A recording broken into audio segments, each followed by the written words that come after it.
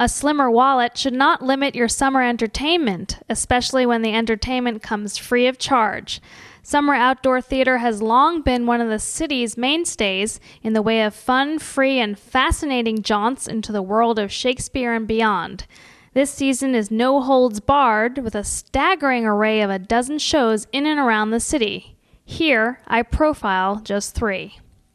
For the past 17 years, the Guerrilla Repertory Theater Company has literally been on the go with its own brand of high-quality classical theater that is both an accessible and active experience for the members of the audience. Using the outdoors as their own personal stage allows the company to freely move about, unimpeded, inviting the audience to follow them from scene to scene and location to location.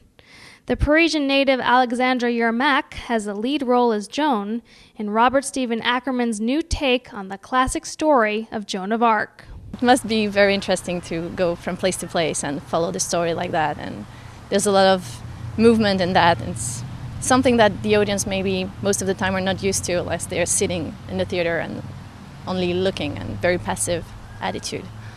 Joan of Arc is certainly not an easy subject to tackle, but was a challenge du jour for the Guerrilla Rep. Joan also was the company's first truly site-specific piece, using the gorgeous environs of Fort Tryon Park by the Cloisters Museum in northern Manhattan. I had some sense of the space.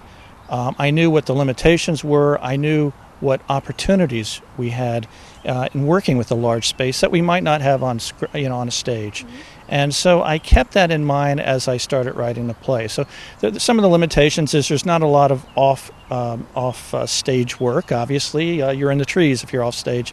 But then you take advantage of the wonderful environment, the arches down by the road. So you're able to basically, I think, come out with a better product because of it, because it is staged outside.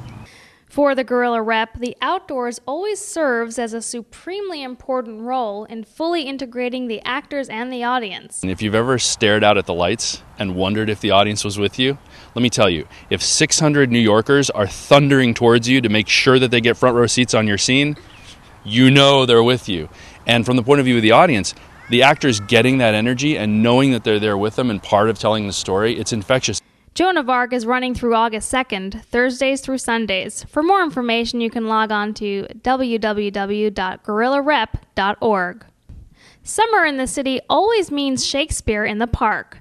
For the past 10 years, the award-winning Boomerang Theater Company has been presenting the public with free theater from the Bard, performed in many of the city's parks. This season, the company is offering the whimsical Comedy of Errors in Central Park. First and foremost, it is an experience, I think, just in itself to be outdoors and watch theater. Of course, a lot of New Yorkers have gone to the public Shakespeare in the Park, which is awesome. Always a treat for actors to go see it as well. But just broadening their horizons, seeing new plays, new people that might not have the opportunity to do the public shows. And also just the fact that being outside is kind of how it was done. I mean, that's how it was done, and in Shakespeare's day. So to see it outside, I think, brings some vitality to it. In addition to its outdoor theater offerings, the Boomerang also has an indoor repertory series of new, classic, and neglected plays, and First Flight, a program that fosters readings and workshops of new plays.